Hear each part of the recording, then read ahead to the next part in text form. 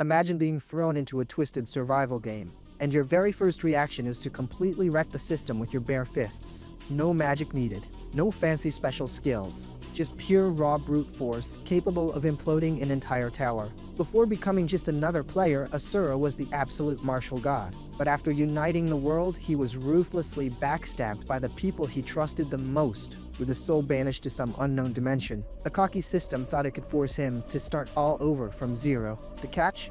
The King of Fists couldn't care less about the rules. If monsters and armies try to take him down, he absolutely flattens every single one of them. And if the walls of the tower try to box him in, he's going to literally punch reality in the face to get his payback.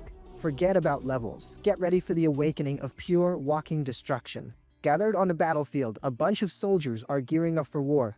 Right after that, the war kicks off. Bodies go flying and hit the dirt all over the battlefield. The story takes place right here, in the Supreme Marim world. Right at the peak of martial arts, there was a man who unified the entire world, and his name was Asura, the Fist King. Standing before him, a general calls him crazy, asking if Asura came all the way there just to die. The general warns him that no matter how strong he is, he can't stop an army of 100,000 all by himself. Turning slowly, Asura asks what an army of 100,000 even means. He wants to know what kind of importance a mere number like that could possibly have. Then Asura says the general is still playing his filthy little games, and that's exactly why he'll never be defeated by him. Irritated, the old man screams that Asura has no limits, and the general orders his men to kill him. Alone and without a single weapon, his martial power was immense, enough to crush his enemies, taking everyone down. Asura beats the living daylights out of everyone with ease. With monstrous strength, he creates craters with his punches, worthy of being called the strongest, killing all the soldiers and creating his own kingdom. In the first year of the Asura kingdom, he managed to unite the world as one. Finally, peace arrives in the capital of the Asura kingdom, the city of Manhwa, way out there in the mountains. Everyone bows, and Mia congratulates her lord. Speaking a bit about his past, Maya says that after defeating so many enemies and unifying the lands, there's nothing left to conquer here. But Asura tells Maya to get straight to the point, wanting to know why he was called to this place.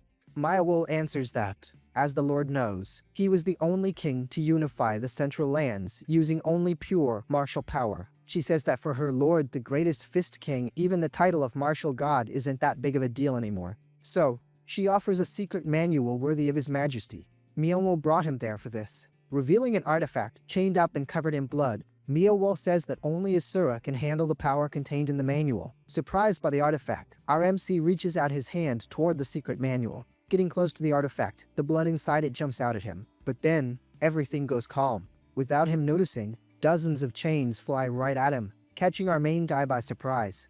The chains wrap around his body, trapping him.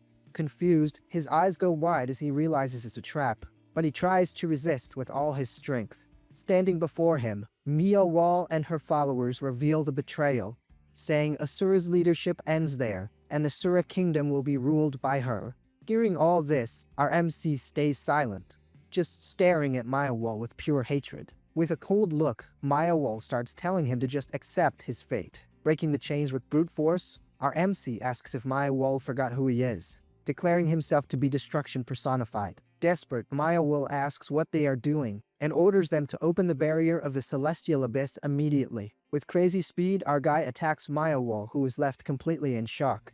Just when he was about to land a punch on her, he realizes something is wrong, that the damn artifact has trapped him. Suddenly, a symbol appears on the ground, pulling our MC right inside it. Seeing her reflection in a pool of blood, Miyawal observes the result. Standing before the artifact, Miyawal and her allies just stand there. Kneeling down, the followers congratulate their new queen. And then everyone hails Miyawal as the new queen of the Asura kingdom. And just like that, the Fist King, Asura, who once ruled the world, meets his end. Suddenly, a little system window pops up, asking if you would like to participate as a player. But the window starts glitching, showing only question marks. Next, the system apologizes and insists the player hurry up and accept the invitation. He throws a punch, simply smashing the screen into pieces. Confused, a boy wonders what in the world just happened. Sensing something sinister, he doesn't understand what that was. Out of nowhere, a giant red dragon appears and someone screams for Yuta to watch out. Yuta, without wasting time, blocks a powerful strike with a sword and jumps away to safety. The monster prepares an infernal breath with a casting time of 2 seconds. Yuta notices the attack that is about to hit. The monster attacks with a burst of fire, dealing 3,000 to 6,000 damage. But his skill, Climber's strategy, starts analyzing the attack, reaching 85%. Completing the analysis, his skill activates a counterattack, granting 150% fire resistance for a minute and a half. Protecting himself with the sword, he manages to completely nullify the fire blast. Right after that, our little MC jumps toward the monster, activating his technique, the Sacred Sword of Asterion.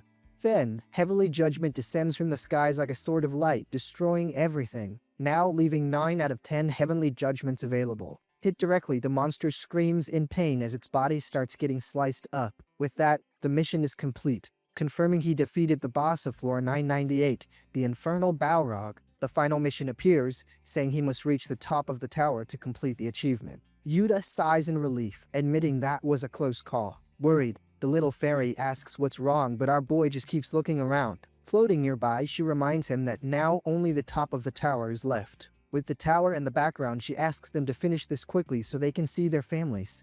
Agreeing, Yuta says she's right, and that they're going to do this. Reflecting on his journey, Yuta thinks about how it's been 3 years since he was summoned, getting this far with the sole goal of conquering the tower. But now, with only the top remaining, he feels strangely uneasy. The boy asks himself what could possibly be waiting for him on the other side. Seeing his silence, the fairy calls him by his name. Placing his hand on the door, Yuta tries to compose himself and focus on what needs to be done. Opening the door, he decides to enter, and the little fairy asks if he's okay. Confident, our little MC believes that no matter what waits on the last floor, there's no monster capable of surpassing his stats. But in that moment, something happens. Before his eyes, a shadowy monster appears. But it wasn't a monster. This person was Asura, who, confused, just mutters something. Staring at Yuta, Asura asks what they are, leaving the boy totally confused. The boy is left stunned while the little fairy, scared, asks herself if he's a gorilla. Then, Yuta wonders if that guy is the final boss. Meanwhile, Asura looks around, wondering what kind of place this is. Yuta notes that the monster is capable of speech, which means it has some level of intelligence. Drawing his sword, the boy tells himself not to be fooled by appearances, because that is the tower's final boss. Preparing for combat, he decides he's going to put an end to this right now. Seeing the attack coming his way, Asura simply dodges. Without hesitating, Yuta charges with his sword, ready to attack again. With a quick strike, he hits Asura's chest. With the final blow, Yuta says this is the end. Using the Sacred Sword of Asterion, Yuta launches Heavenly Judgment. After the attack, there are now 8 out of 10 Heavenly Judgments left. With a smirk, our MC thinks the final boss is way weaker than he expected. Except Asura grabs the blade with his bare hand and asks the kid what he thinks he's doing. Confused, the boy can't believe his ultimate attack was stopped. Asura throws him back, leaving him wondering if this is because he's the final boss. The climber's strategy starts analyzing the target's weakness. With the analysis complete, the skill starts aiming at the weak points, but the probability of the strategy's success is only 87.86%. But Asura simply blocks the blade and tells the boy to stop. Holding the sword, Asura stares at Yuta while the system displays error messages. Soon, a critical error occurs in the climber's strategy. The probability of success plummets rapidly. Now, the chance of victory is merely 0.43%. Desperate, Yuta realizes the success probability is less than 1%. Something that has never happened before. The boy asks himself who the hell this guy is, while a demonic energy surges behind Asura. Asura tells the kid not to be so terrified. And then he says he doesn't bother fighting those who aren't worth his time, leaving Yuta confused. Yuta can't believe what he just heard. Asura says that with the boy's current skill level, he wouldn't waste even a single punch on him. With a serious look, Asura asks what place this is. Laughing, Yuta realizes that Heavenly Judgment and Climber's strategy didn't work because this stage was made to prove his strength from the very beginning. He'll only deal damage if he shows his true worth. He says he didn't know there was a hidden trick like that, and that he's going to show and prove his worth. Activating his unique skill, Chosen Hero, all his stats will be maximized for a short time. Preparing his attack, Yuta says this is the maximum the system of stats can grant, and he activates his skill. Opening his status window, Yuta reveals he's at level 99, with all his attributes including HP and MP, maxed out at 999. Yuta charges right at him. Just when he's about to land the blow, his status screen pops up. Asura looks at Yuta's status screen and gets surprised by the numbers. clenching his fist to punch him. Furious, he goes on the attack and tells the boy to bring everything he's got. Screaming, Yuta comes in with his maxed out attack. But Asura attacks first, leaving Yuta with no time to react. With a single punch, he destroys the screen, and on top of that, throws Yuta far away. Screaming in despair, Yuta sees his status window destroyed, just watching it turn into dust. With several error messages popping up, the system informs that it suffered critical damage. The attack was so strong it broke the dungeon wall. Amid so many glitches, the system says the storage has disappeared. It still tried to recover something. The system had no other option, so it shut down. Standing before Yuta, Asura asks if he understands true strength now. And so it shall be. Asura is going to end everything. Yuta is terrified of Asura, and he starts crying, saying he was wrong. 3 years ago, Yuta was summoned to an unknown tower, climbing the tower with many companions. He ended up being the only survivor. Alone, Yuta asks Nova if he can really go back home if he conquers the tower. Reflecting, he says the more he thinks about it, the weirder it all seems.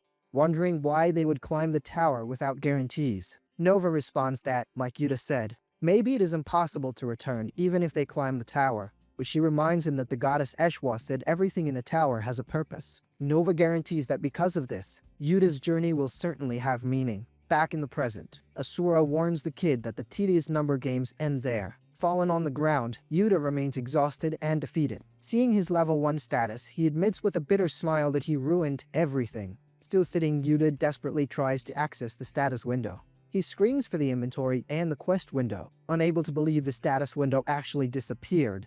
The boy tries to reboot the system. Watching the scene, Asura calls him pathetic. With a look of contempt, Asura says those disgusting blue windows are never appearing again. Shaking with fear, Yuta begs Asura to spare him. But Asura says that, like he said before, he has no interest in killing someone. Then, he gets closer and asks again what kind of place this is. Standing before Yuta, Asura waits for an answer. With a serious look, Asura asks what he must do to return to his world. Yuta realizes Asura is also a player and answers that he doesn't know how to go back. And then the boy explains that, other than clearing the final stage, there is no other way. Confused, Asura asks the meaning of final stage. Yuta wonders what kind of guy this is, questioning if he came from the ancient past. Trying to explain simply, the boy sits down in front of Asura. He sums it up in one word: Asura needs to clear the entire tower, and then explaining that it's necessary to clear the whole tower, from the first floor to the top, without leaving anything behind. Yuta suggests that if Asura is also a player, he should start slowly with the missions, thinking the task is simple.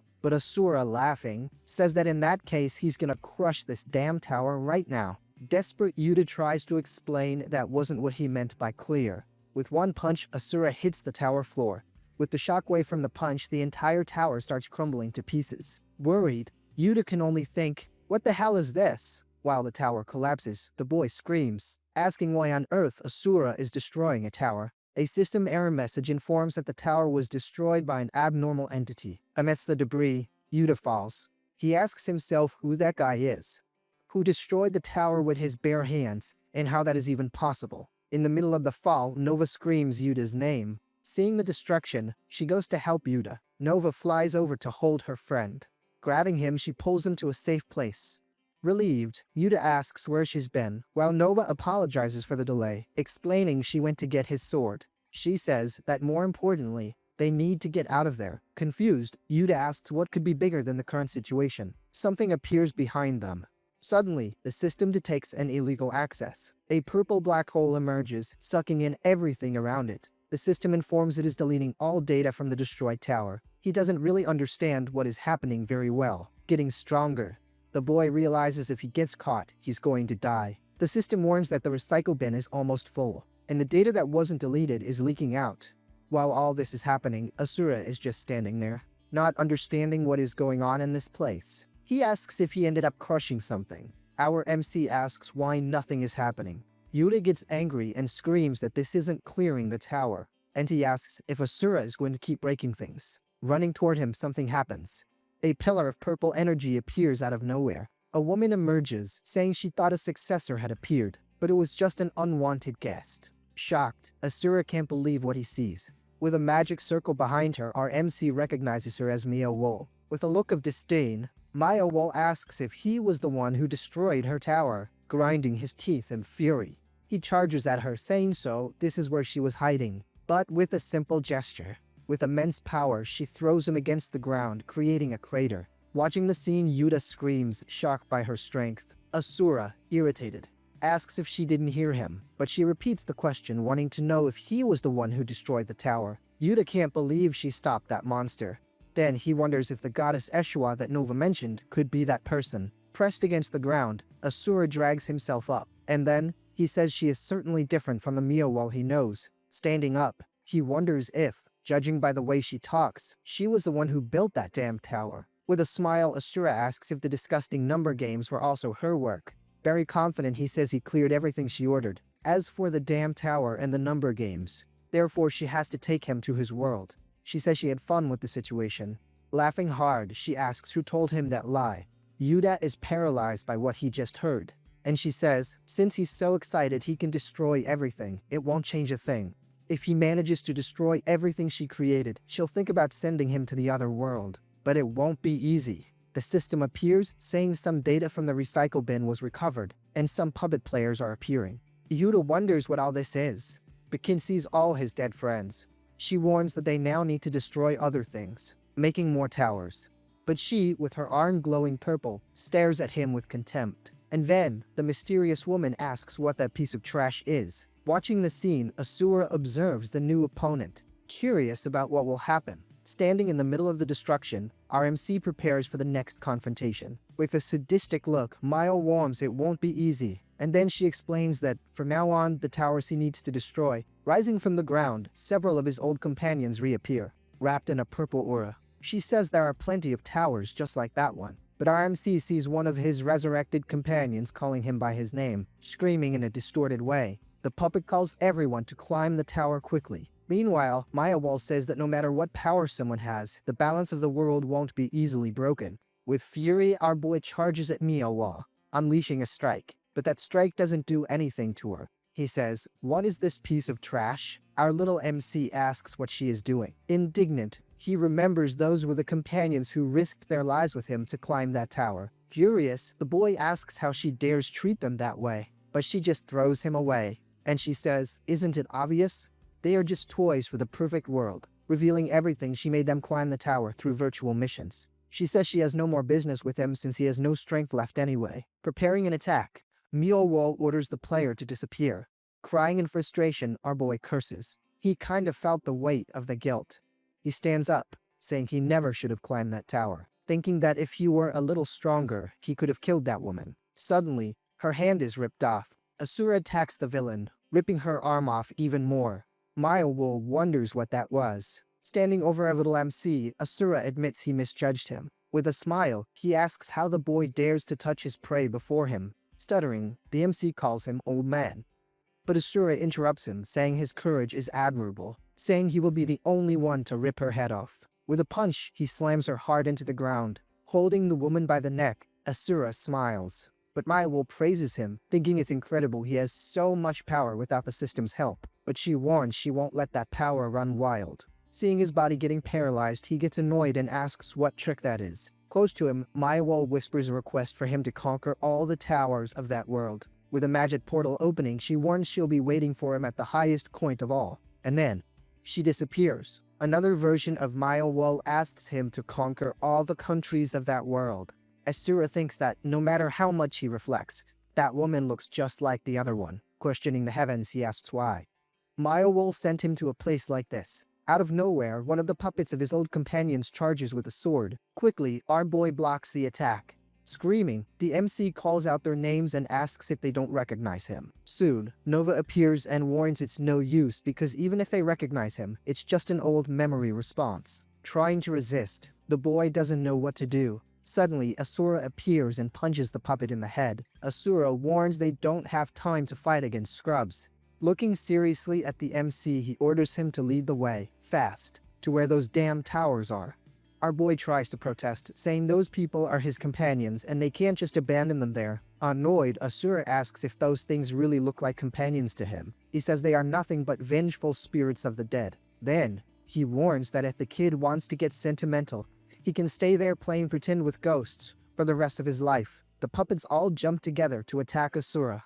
With simple strikes, Asura finishes them off. He grumbles, questioning how those damn ghosts dared to block his path. Then Asura decides he's going to blow them all away. Using the Fist King style, Asura prepares a strike, but something weird happens with his attack. Asura realizes he can't feel his energy and wonders if she sealed his dantian. He finds the situation funny and gets irritated that she dared to test him like that, but he guarantees that no matter what she does, nothing can stop the king. He breaks them using pure brute force.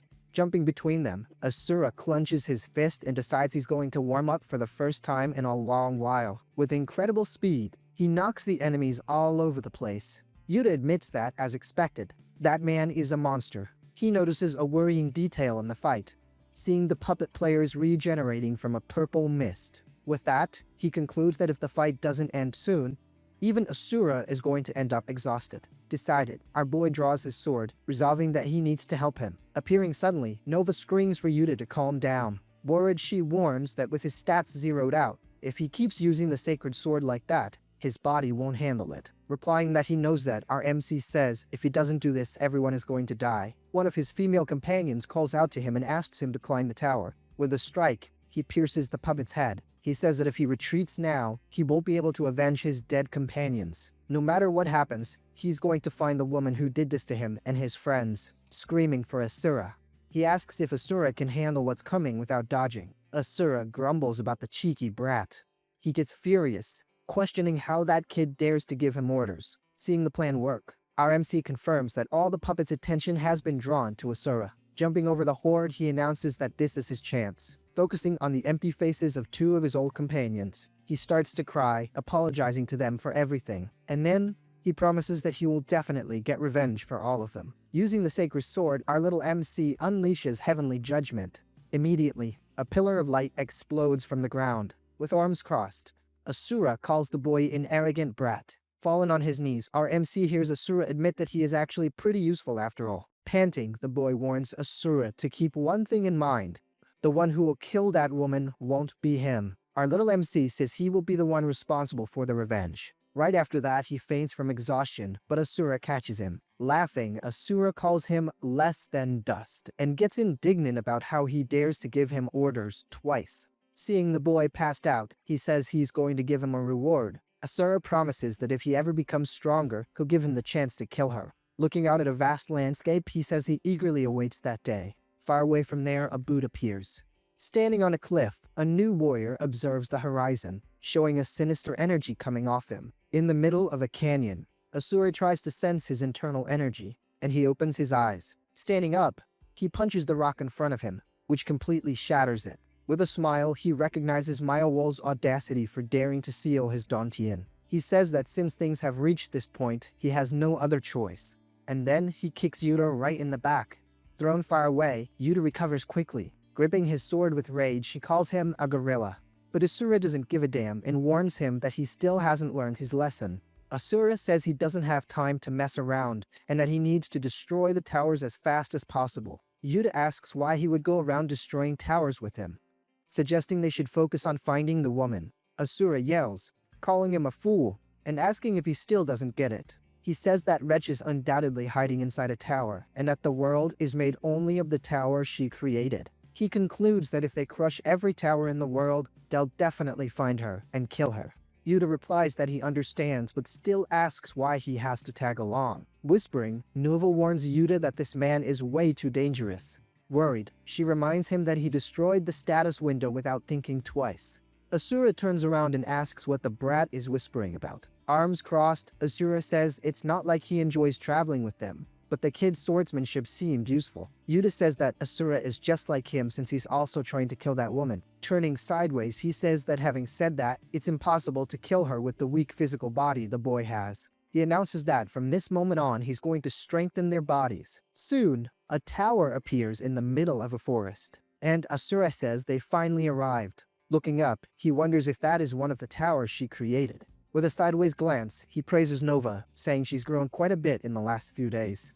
And then, he admits that with her current physique, she might be of some small help. Thanking him, Nova performs a martial salute, calling Asura master. During the training, Asura says she has talent, and with more time could even train her internal energy. But she thanks him, saying it's all thanks to his teachings. Back to the scene, Asura looks at the forest and wonders when that brat is going to arrive. Seeing Nova showing off her muscles, he thinks how pathetic it is to be inferior to his own servant. Stumbling, Yuta says he's coming and asks for a second. In a flashback, the boy complains about the lunatics, wondering how they expect him to run while carrying a log. With an exhausted face, he asks himself if this is some kind of military boot camp. He gets shocked and questions if she took steroids. Yuta almost faints at Asura's feet.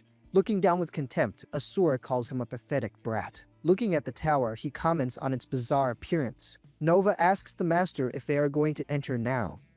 But Asura replies he doesn't see anything that looks like an entrance. With a smile, he says no entrance is necessary for his disciple. He says he's just going to destroy the whole tower. Excited, Nova screams that that's her master. Yuta asks them to wait a minute and think about this more carefully. Ignoring the warning, Asura charges and prepares to punch the tower. The system displays error messages stating a fatal error has occurred, stopping Asura's attack mid-swing. Immediately, the system informs that a forced transport to the tower's interior has been initiated. Screaming, everyone gets sucked in. Being pulled in, Yuta asks if he lost his mind, saying he warned him to think calmly first. Suddenly, they drop into the middle of a modern city, and a purple portal appears. Standing up, Asura wonders what those ugly buildings are. Yuta asks where they are, while Nova, back to her small form, complains that her muscles disappeared. Recognizing the place, he questions if this is a city. Terrified, Nova points at something and calls Yuta's attention. Seeing various player bodies scattered around, Yuta wonders why there are so many bodies there. Concluding that this isn't the world he used to live in, he wonders where the hell they are. Just then, a mysterious voice calls out to him, asking him to answer its call. From the bodies on the ground, purple energy starts to emanate. Asura observes the scene standing amidst the corpses. With a ball of energy forming in the sky, he realizes the souls of the dead are gathering in a single place. Flying within the energy, a man appears, finding the situation intriguing. And then, he asks himself if those are the newly summoned players. Looking at them, the man warns them not to try and resist. Only one can reach the top of that tower, while Asura stares him down. With a gesture of his hand in purple flames, the man declares that someone is him. Soon, a giant skeleton called the Spectre King appears from the flames. Yuta asks if that is a skeleton, but quickly realizes it's something on a totally different level. With glowing eyes, the creature prepares to attack. Seeing the monster charge, Yuta screams for Asura to get out of the way. But Asura, with a smile, asks if he just called a mere monster like that a danger. With a single punch, he stops the skeleton. The impact of the blow is so strong it creates a shockwave, destroying everything around it. Asura calls the creature a pathetic piece of trash. Staring at the man, he criticizes him for facing him with so little. Calling him arrogant, Asura accuses him of being a coward. With a dark look, the man wonders if he is really hiding, but several shadowy creatures appear by his side. The man says he'll see how long they can survive. Quickly, the shadowy creatures attack. Asura repeats the word test, finding the situation ridiculous. Raising just his arm, he throws the monster into the wall. A new monster emerges from the shadows. Using energy chains, the creature manages to bind Asura's arms. Surprised, Asura looks at the chains and lets out a "Huh." Right after, a monstrous beast appears, attacking him. But the creature gets attacked. With a bloody mouth, the monster is killed, and Asura cracks a smile. Seeing this, the man focuses and starts summoning more minions. Then, the system announces the conjuring of soldiers. Asura stomps on the ground, throwing the minions into the air. But out of nowhere, a muscular monster appears, running toward him. Without any effort, Asura stops the creature with a single punch. The man summons once again, bringing specters from the ground. Completely fed up, Asura looks around and asks what is happening. With a confused look, the enemy stares at Asura, admitting he can't understand the situation. The man says he can't feel any stats or skills coming from Asura. Analyzing, he wonders how someone like Asura can have so much power. Drawing a sword, he decides to find out for himself. He says he doesn't need an answer, since he'll simply absorb Asura's soul and verify it personally.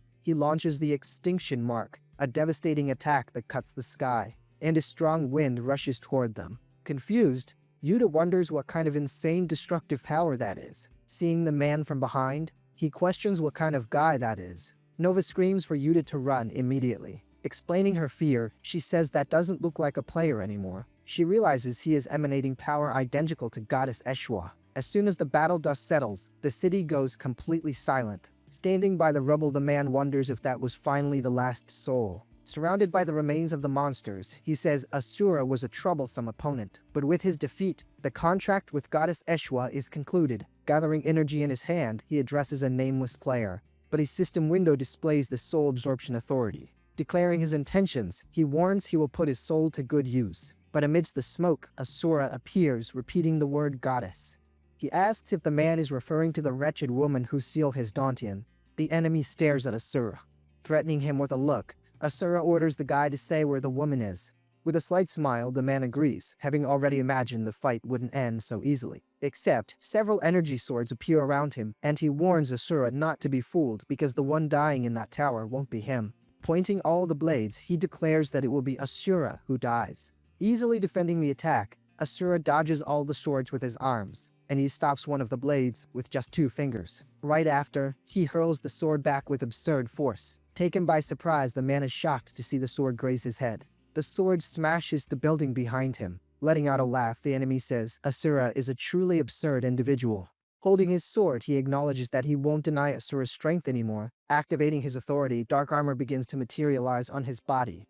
The armor of Hades. Charging forward, the man, now fully equipped, goes right at Asura. In the blink of an eye, the two face off. With a manic smile, the opponent challenges Asura to withstand his next attack. Then, he launches a powerful slash, but Asura dodges. Asura asks if that's all the brat has to show, screaming that it's not over yet. Jumping, he spins and prepares a downward attack. Asura agrees he's right, and that the fight is far from over. With one punch, Asura creates an explosion in the city. Coming out of the smoke, the man starts to prepare again. Laughing, he admits Asura is really strong. Changing the subject, the enemy asks Asura if he was really looking for the goddess. Revealing the connection, he tells him it was the goddess herself who gave him that tower. Except, he admits he hasn't obtained full authority of the tower yet. Explaining the plan, he reveals he made a contract with Eshwa to offer 10,000 player souls and thus be reborn as the true successor of the tower. He grabs Nova suddenly and announces he has finally acquired the last soul.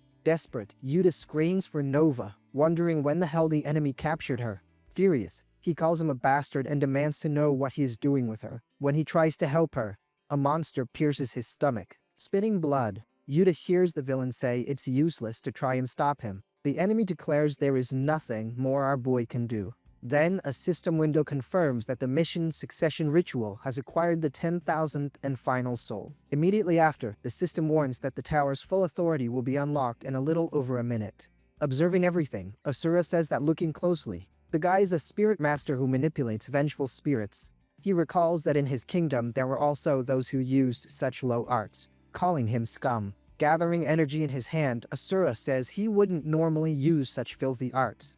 But since the enemy crossed the line, he's going to show how it's done. Announcing he will show the power of true spirit arts, Asura concentrates a sphere of energy in the palm of his hand. Suddenly, all the purple souls the enemy had gathered get sucked toward Asura, leaving the man completely shocked. Unable to believe it, he asks himself if the souls he gathered with so much effort are being stolen right in front of him. Fallen on the ground, Asura grabs Yuta's soul, transferring the energy to our MC and Nova. Asura frees them and tells the brats to let loose as much as they want. With eyes glowing with new power, Nova hears Asura say that from now on it's their turn. Completely energized, Yuta receives the final order from Asura, telling him to crush that miserable bastard. Pulling the souls to himself, Asura leaves the enemy in disbelief, wondering how that bastard is stealing everything. Something like that shouldn't be allowed by the system. Seeing the energy wrap around him, Yuta gets confused, understanding nothing. In a panic, he asks himself what is happening, and if by any chance he already died. Turning to Asura, our boy accuses him of doing that and demands his body back immediately. Calling him a fool, Asura asks who he thinks he's blaming, and warns that if he had stayed in that state, his body would have already been destroyed. Explaining the situation, he says the reason the souls left their bodies wasn't his fault, but that bastard who used spirit arts.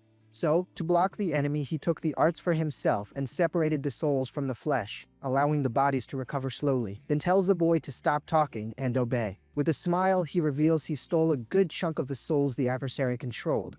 So the guy isn't such a big deal anymore, still kind of uncertain. Our MC thinks that even with the power of spirit arts, he doesn't feel like much has changed. Ordering the brats to go, Asura yells for them to clearly show the real thing. Hearing that, the man mocks them, asking if Asura thinks he isn't worth much just because he stole a few souls. Full of himself, he tells Asura to stop talking nonsense. Summoning more minions, he admits he doesn't know how the souls were stolen, and then he warns that the ones taken are nothing, just a drop in the ocean, finding it absurd that just 2 people would try to face him with his horde. Laughing out loud, Asura calls him a fool for still judging strength based on numbers. Charging in, Yuta, now strengthened, attacks one of the monsters with his sword. With one strike, the creature is cut in half, and then he finishes the monster with a slash. Seeing an energy slash pass by him, the man stands there in shock. He wonders what power that is and where the hell it came from. Confused, he remembers that a moment ago Yuta was on the brink of death. Meanwhile, the city comes into view. Just then, some monsters controlled by the villain appear, ready to attack. Seeing a giant monster approaching, Nova freezes with fear. Screaming her name, Yuta despairs, asking if she still hasn't regained consciousness. With the monster about to attack, Nova remains still, eyes white. Suddenly, her eyes glow with an intense light. Firing a beam of energy, she explodes the creature's head into pieces. The monster's body is completely disintegrated by the devastating attack. Looking at her own hand, Nova gets confused and lets out a hum. Observing the scene, Asura also seems a bit surprised by what just happened. Worried, Yuta runs to her and asks if she's okay. Nova says she thinks she got stronger thanks to the spirit arts, but he warns that if they keep fighting like this, it won't end well. Soon, a new horde of skeletal creatures heads in their direction. Calmly, Asura just watches the enemies approach in silence.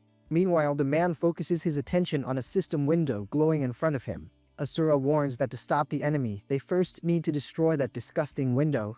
Except he explains that since his Dantian is sealed, he can't use an energy blast, which makes the task of breaking the window pretty hard. Yuta says there must be a way since Asura managed to use spirit arts even with a sealed Dantian. Agreeing, Asura explains that using external chi is nothing to him. Looking at Nova, he says that if he has enough chi, he can produce power equivalent to his blast technique, and that her chi is quite interesting. He turns to Nova and orders the brat to offer up her soul to him, leaving her confused.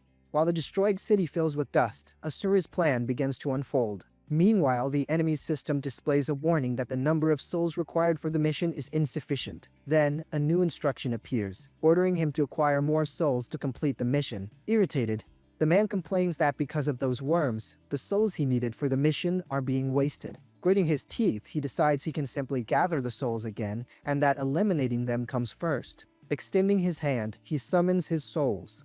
Ordering everyone to answer his call, he sends his minions to sweep away all the enemies. Seeing the horde approaching, Asura tells Yuta they only have one chance. He tells the boy to trust him. Use everything he has and clear a path so he can reach the enemy. Determined, Yuta replies that it's not about trusting Asura, but that he will clear a path for himself and for Nova. Screaming, he charges with his sword. Activating the sacred sword of Hysterion, he unleashes a powerful heavenly cut. Seeing the scene, the enemy mocks them, calling them fools for wasting all their power just to clear the army. With an evil smile, he screams that it's useless because the attack is far from enough to deal with all the souls he gathered. But Asura, emerging from the shadows, calls him a coward and says everything went as expected. Explaining his plan, Asura reveals that every time one of the spirits was destroyed, he watched the enemy pull up the blue window to check the status. Concentrating energy in his fist, Asura declares that the enemy's annoying spirit arts. And right there, seeing Asura's fist heading straight for the system window, the man screams in despair, destroying everything. Just then, the status window of the enemy, Lee Chan-woo, level 99, starts to crack. Then, with the sound of breaking glass, the window shatters. Lee Chan-woo screams that it can't be, and that something like this shouldn't be possible. Seeing everything he built being destroyed, he refuses to accept defeat. Desperate, he laments the loss of his status window, his power, and finally, he screams with hatred, mourning the loss of his world. Immediately, the system displays an error message, announcing that the data of the souls registered in the system has been damaged. The system informs that all souls will be permanently deleted. And then, the final confirmation appears. The mission, succession ritual failed. Falling to the ground, Yuta grumbles in pain. Feeling his original body, he wonders if he's back to normal. Clutching his chest, he realizes everything is in place. He thinks about how his body recovered exactly as Asura said, and wonders what the true identity of that guy is. Looking at Asura, our boy wonders just how far his limits go. The enemy screams, grabbing his head with his hands. Unable to accept reality, he begs for it not to be true, saying it can't end like this. Blaming the group, Li Chanlu screams that all of this is because of those bastards. Then, with eyes red with fury, he bellows that the only way to save the world he lived in from destruction has been completely lost because of them. The regressor starts panicking and realizes things just can't end this way. A hulking dude glares at the group and tells them this whole mess is completely on them. Foaming at the mouth with anger, the regressor yells that the group ruined his one and only chance to save his world. The scene shifts, and the MC is standing frozen in the middle of total chaos, surrounded by screams. He takes off his headphones and realizes things outside have gotten seriously intense. Looking up at the sky, he comes face to face with several purple portals opening up right over the city. The main guy freezes in pure terror, totally clueless about what to do next. In seconds, the city turns into a giant pile of rubble under a cloud of explosions and smoke. In the middle of the wreckage, only the injured are left behind, like a man and a little girl. There are people down everywhere showing just how bad the damage really was. Right in the middle of the ruined street, the MC collapses to his knees, completely in shock. He's sweating bullets and can't even move a muscle looking at all that devastation. Suddenly, a mysterious woman pops up right in front of him with a floating blue screen. The scene cuts and now the crew is grilling the MC about this whole destroyed world story. The regressor wants to know if the main guy is also a player from another world, and why his world just ended out of nowhere. He explains that the second he became a player, a huge horde of monsters wiped his world right off the map. He says he was desperate to save his people, and figured his shiny new powers would get the job done. Driven by that obsession, he climbed all the way to the top of the tower and found out the real deal. He spills the beans that whoever beats the tower gets the power to create a brand new world. Create a new world? The MC repeats, totally in disbelief. The regressor confirms he used the prize to try and rebuild what he lost, right there inside the tower. He yells that he just wanted to protect everyone now that he was finally strong enough. He clenches his fist tight, but his tough guy expression quickly deflates. Super annoyed, he shouts that the group ruined everything and that the mission would have been a wrap if nobody had meddled. The big guy cuts him off, telling him to quit whining and calling him a total coward. He asks how the regressor was supposed to save anyone if he bolted when things got rough, accusing the guy of never actually caring about his people. The hulking dude drops a truth bomb. He didn't want to save anyone, he just wanted to play God in a numbers game. He turns his back and scoffs, asking what's the point of creating a make-believe world inside the tower anyway. The guy glances sideways and says that since the other dude is already feeling down, he's going to hit him with some truth. He gives it to him straight. The regressor just wanted to run away from his own weakness so he could play the hero. The regressor totally loses it and screams at him to shut his mouth. Blinded by rage, he charges right in for an attack. But the big guy stops him with just one hand and lands a straight punch right to his face. Right after that, there's a huge flash of energy and a massive explosion. Knocked down and totally battered, he tries to justify himself, swearing his real intention was to save everyone. We get a flashback where the tower guide congratulates the guy for beating all the challenges. She offers him a choice: go back to his world before the tragedy happened and face the monsters head on. He weighs the offer, thinking about the chance to actually rescue his people. The other option would be a special mission to inherit the tower's power and recreate his world inside of it. The guide looks him dead in the eye and asks what he's going to decide.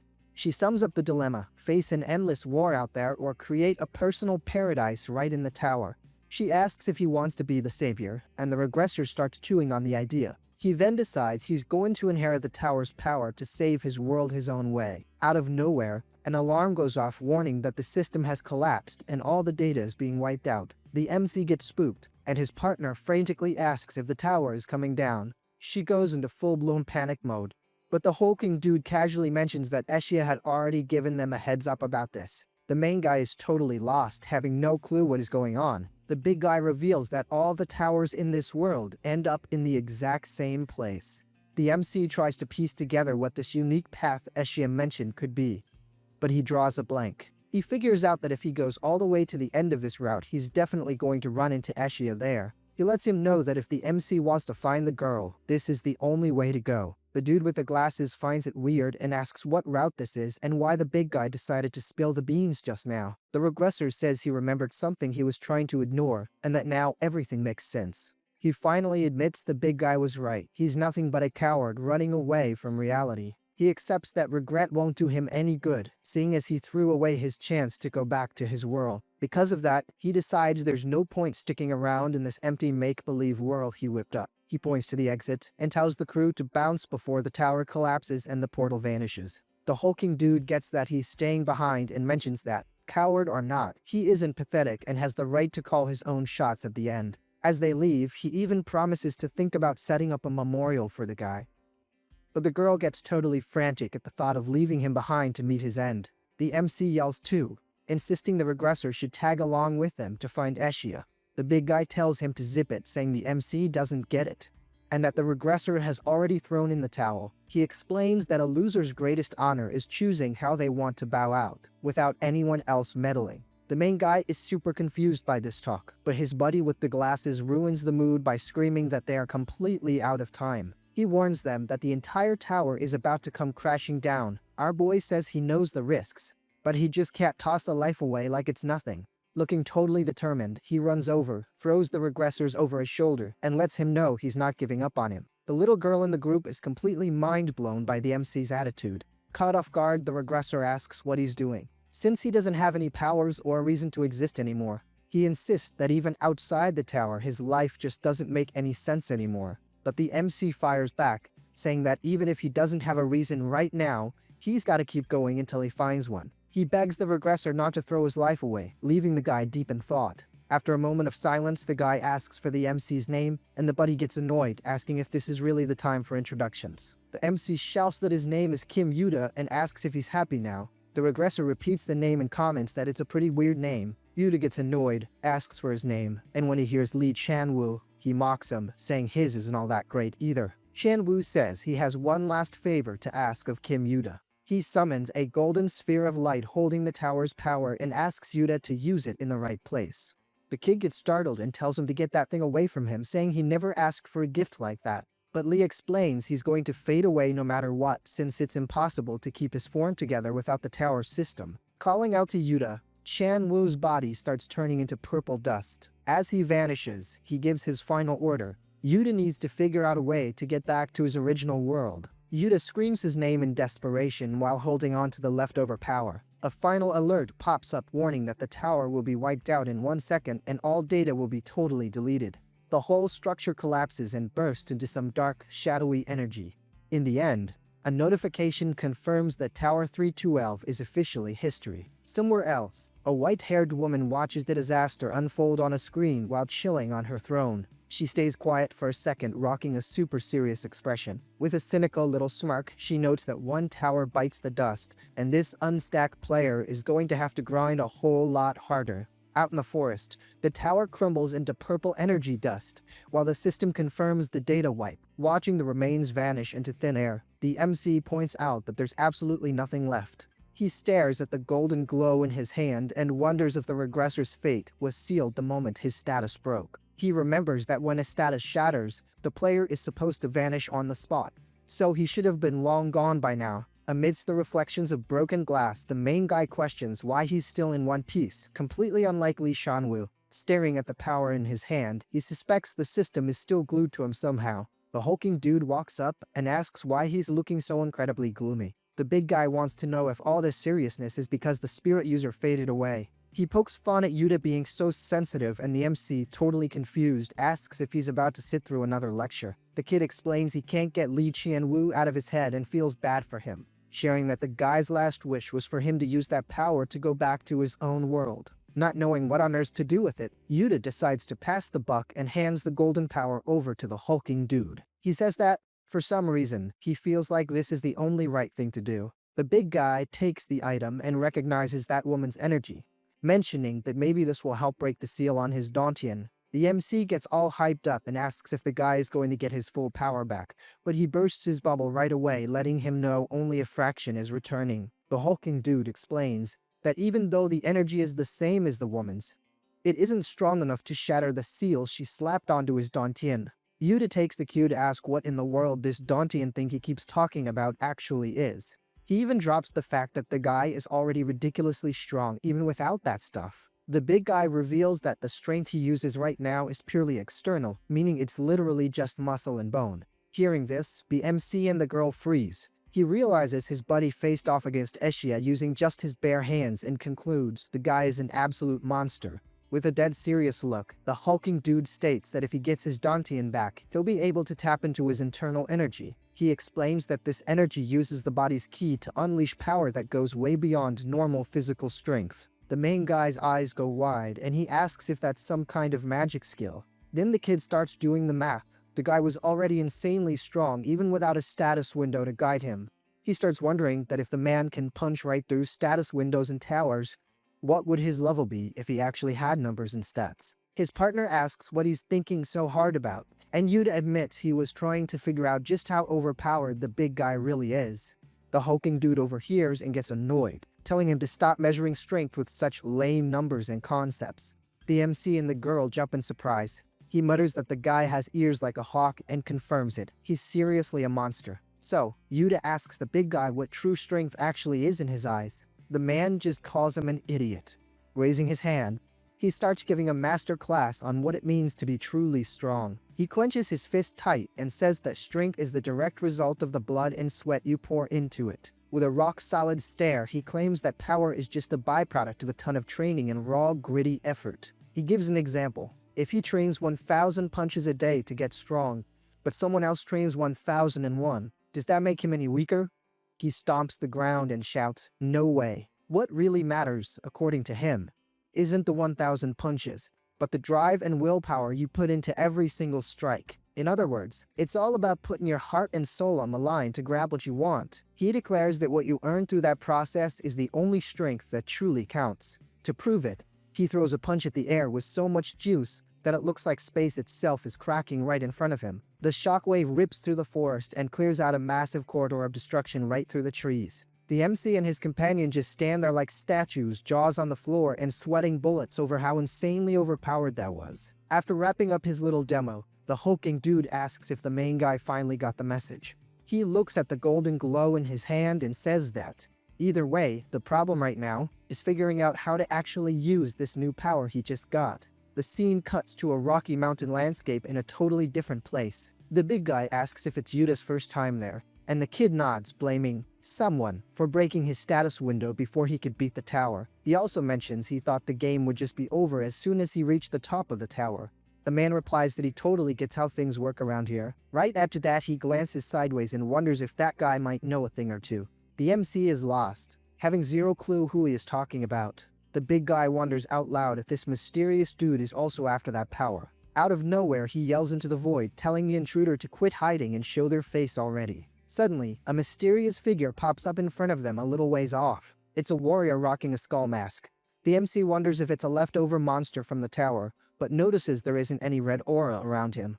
The hulking dude glares at the newcomer and demands to know who he is. The masked guy stays quiet, just staring down the group. The big guy starts laughing and says that since he's not going to talk, he might as well just bring it on. Without a second thought, the masked warrior charges in full throttle for an attack. He readies a giant axe that's glowing with some dark purple energy. But a hulking dude blocks the hit with just one hand, not even breaking a sweat. The MC and the girl go into shock all over again, completely stunned by how easily he brushed it off. The muscle-bound guy simply tosses the warrior into the air, and the ground basically explodes from the impact. With his eyes glowing pink, the enemy steadies himself in mid-air and just mutters the name of his weapon, axe. The big guy grabs the axe that was left on the ground and hurls it right back with some absolutely ridiculous strength. The weapon slams into the ground and sets off a colossal purple explosion that just obliterates everything nearby. When the dust settles, there's nothing left but a dark puddle right in the middle of the crater. The MC sees the big guy holding the axe, checking out the blade while a few cuts mark up his arm. He even gives the opponent some props, saying the dude's fighting stance was pretty solid. The masked warrior stays totally mute, just watching everything unfold. The big guy, with his hands still a bit scuffed up, drops a "but," sounding exactly like he's about to ruin the fun. The masked guy looks like he can't believe his eyes, completely dumbfounded. The hulking dude lets him know that a wimpy attack like that doesn't even tickle him. Right after that, he launches a devastating punch straight toward his opponent. The impact creates a massive shockwave that sweeps across the entire battlefield. Sporting an ironic grin, the big guy tells the other dude to try just a little bit harder next time. From the middle of the smoke and debris, an angry voice screams out that he's not going to let this slide. Out of the shadows, a figure with glowing eyes emerges. promising eternal payback. The main guy recognizes the figure and his jaw hits the floor, completely in disbelief. All of a sudden, the totally beat-up blonde guy pops out screaming, demanding to know why they wrecked his tower. The MC stutters, trying to explain that, yeah, they did knock down a tower, but his partner chimes in that there's no way to know if it was his tower specifically. The blonde guy is literally shaking with hatred, his face practically boiling over with rage. He yells at them to cut the nonsense since he saw them smashing everything with his own 2 eyes. Totally losing his mind, he demands to know who they are and what's the deal with destroying other people's towers. The big guy cuts the chatter, saying that if it wasn't for them, the blonde dude interrupts, complaining that because of them, he ended up wandering around that deserted wasteland for 2 whole years. He screams that he could have been back home by now.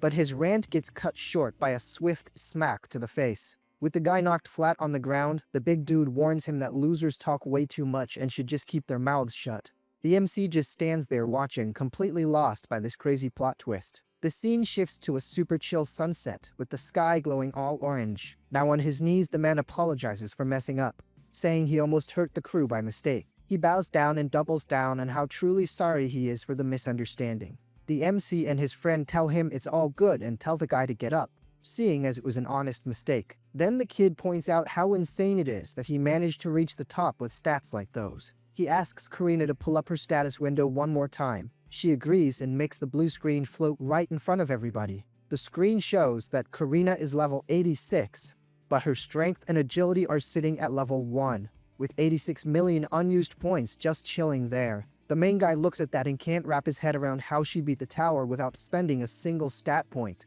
He thinks to himself that her stats are basically at beginner levels, and wonders if she's just as much of a beast as the big guy to make up for it. The kid asks if there really wasn't anything at the top, and she confirms the place was a total ghost town. She explains that not even monsters showed up, but something super weird went down there. Karina recalls getting an insufficient stats error, and right after that, the tower just started turning into dust. The MC figures that this system error has got to have Isha's fingerprints all over it. Karina is totally out of the loop and asks who this Ashia chick he mentioned is. He explains that she's the one who handed out the powers in the status windows, and that they're hunting her down so they can get back home. Hearing that, Karina looks over and suspects that that person must be tangled up in this mess too. She points at the hulking dude, who's over there meditating with the golden glow, and asks what he's cooking.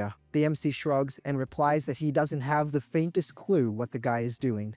Meanwhile, the big guy channels all that golden energy right between his hands. The artifact starts spinning and glowing with an absolutely insane amount of power.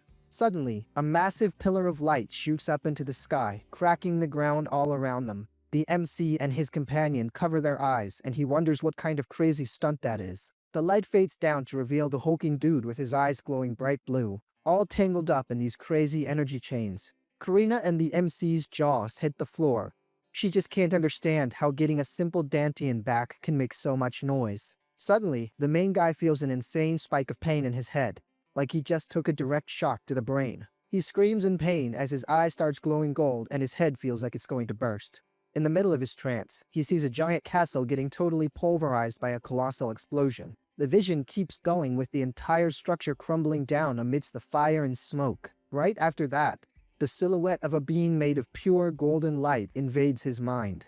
He hears a woman's desperate scream echoing in the back of his mind. Snapping back to reality, the MC wonders where those memories came from and why that woman's face looked so darn familiar. Meanwhile, the hulking dude finishes his meditation, and the dust settles as the energy fades away. He checks out his own hand and grumbles that his ki is flowing again, but it's still just a tiny drop in the bucket. He realizes he's going to need a whole lot more of that power to bust that Dantian seal wide open once and for all. It dawns on him that to break the lockdown that woman put on him, he needs to use her very own power against her. With a smirk on his face, he notes that this little game just got a lot more interesting. He announces that he just found the golden ticket. If he hunts down these auras, he can completely restore his Dantian. Wasting no time, he calls the MC over and tells the crew to march straight to the next tower. But the main guy questions the whole idea, pointing out that not every tower has an heir with that kind of power. He explains that some towers might just be totally empty, without any successor lined up yet. But their partner cuts the chatter, letting them know she knows exactly where to go. The MC jumps back in surprise when he sees her appearance completely change out of nowhere. The girl is now tiny, super cute, and glowing with a purple aura. She admits she has no clue what just went down, but now her senses are dialed up to 11. She explains she can track down every single drop of power scattered all across that world. Because of that, she volunteers to be the squad's personal compass from here on out. Bursting with confidence, she points the way and guarantees she'll lead them straight to the next successor. The scene cuts to a creepy gothic castle blanketed by the night. The windows are glowing with a spooky pink light, practically screaming that this next challenge isn't going to be a walk in the park. Inside, some dude in dress shoes is walking down a super gloomy hallway. The camera focuses on a white-haired elf rocking a suit and a monocle, looking like he woke up on the wrong side of the bed. He kicks off his report saying that the Demon King's monthly harvest in the Jibaran fields is totally secured. He also gives a heads up that the Dark Mine is going to deliver its gold quota right on schedule. Sitting on his throne, the Demon King just lets out a bored mum while listening to it all. But soon enough he breaks into a huge grin, totally hyped at the thought of racking up 1 million coins in no time. He dismisses the elf, named Graydon, saying he's worked hard enough and can go take a breather. Graydon stops in his tracks and mentions he's got one more really weird piece of business to report. The Demon King leans in, super curious to hear what it's all about. In that massive hall, the elf gets ready to drop the bomb on his boss. He shares that a guard on the east wall bumped into a group of total strangers. Graydon says that, after analyzing the situation, he's already got a pretty solid hunch.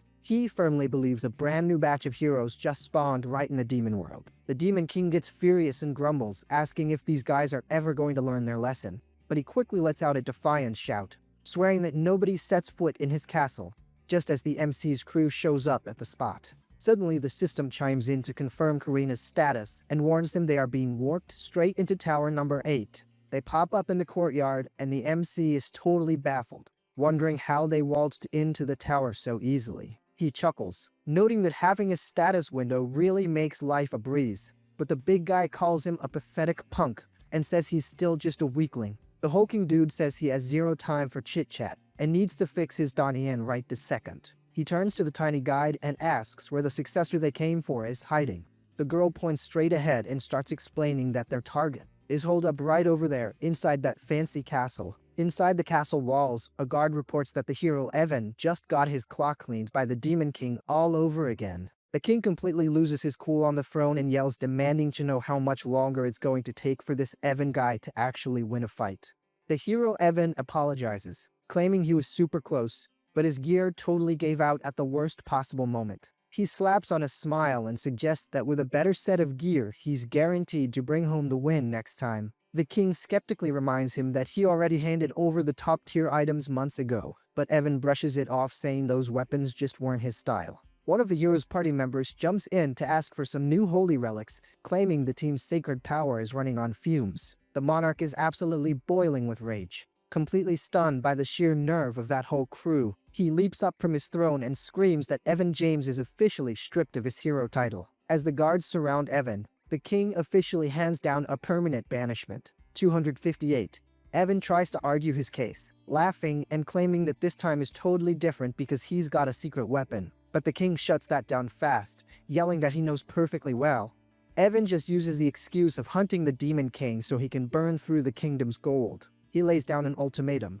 If Evan doesn't bounce on his own, he's going to be taken out of the picture right then and there. The hero totally drops his cool act and complains about how unfair this is after everything he's done for the country. All of a sudden, the wall just explodes, sending guards and Evan flying everywhere. The soldiers go into full-blown panic mode, with no clue what in the world is going on. The big guy gets into fighting stance, thinking the Demon King's army just ambushed them. But the tiny guy points straight at Evan and lets them know that the successor's power is rolling right off of him.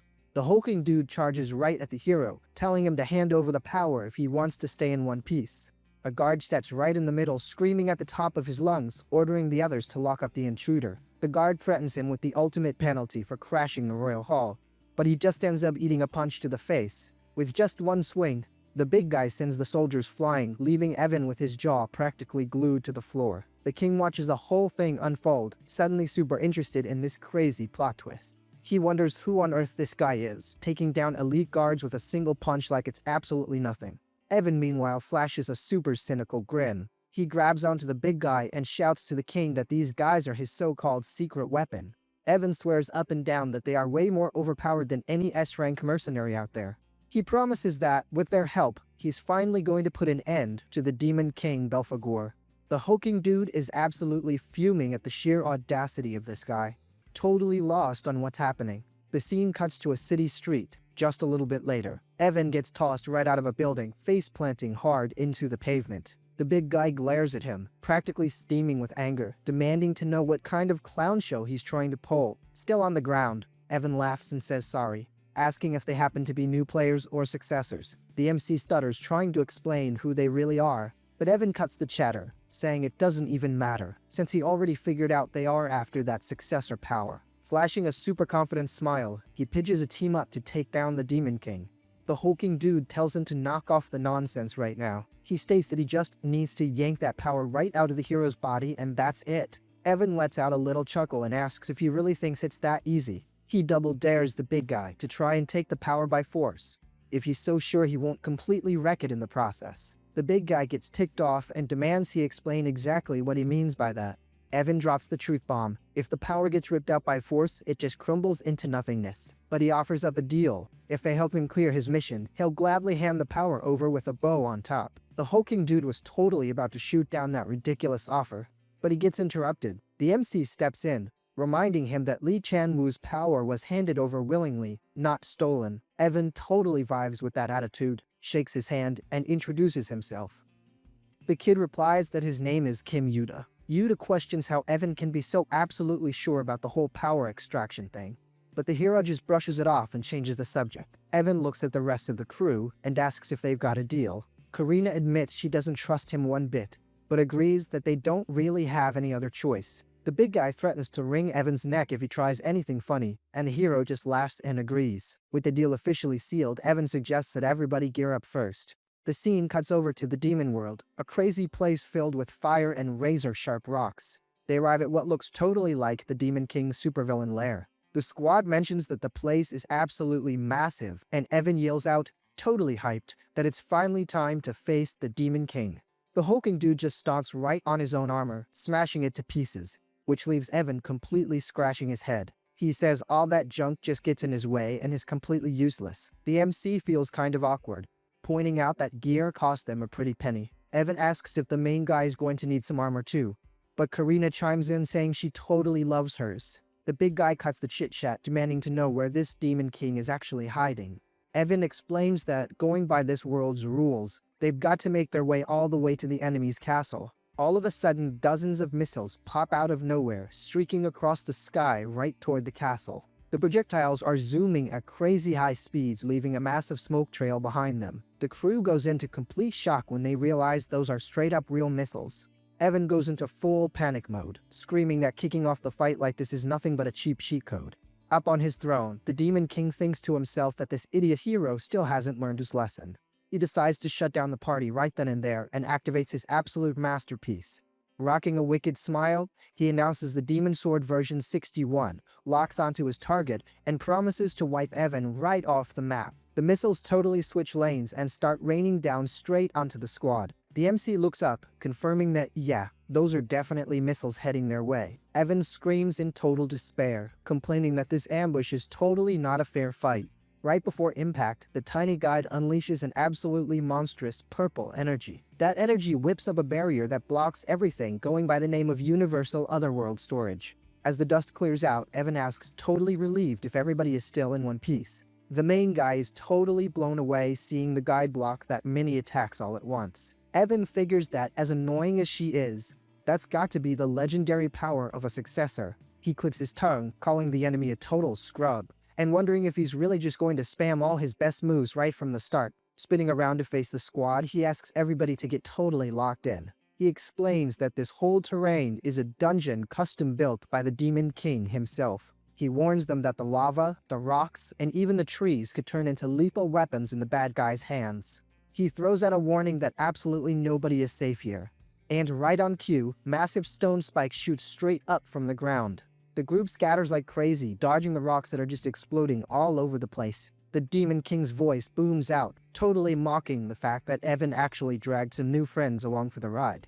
With a smirk, the villain asks if they seriously think they're ever going to make it to his castle. Evan grinds his teeth in pure rage and screams out the Demon King's name, Belphegor. He double dares the monster to step out of hiding and throw down face to face like a real man. He promises that no matter how hard the bad guy tries to hide, there's absolutely nowhere for him to run. The Demon King just laughs it off, saying that if the hero really wants it that bad, he doesn't have a choice. The villain pops open a system screen declaring he's going to push back with absolutely everything he's got. The MC is completely shook seeing a system interface pop up right in front of the enemy. He realizes, totally mind-blown, that the Demon King is actually a player just like them.